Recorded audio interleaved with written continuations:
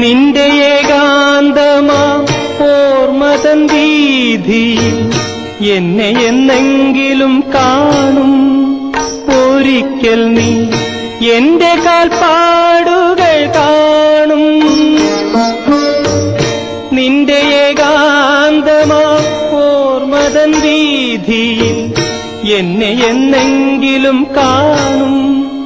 ഒരിക്കൽ നീ എന്റെ കാൽപ്പാടുകൾ കാണും.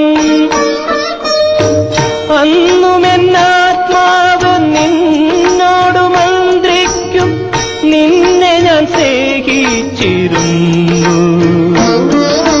രാത്രി പകലിനോടെന്ന പോലെ യാത്ര ചോദിപ്പൂ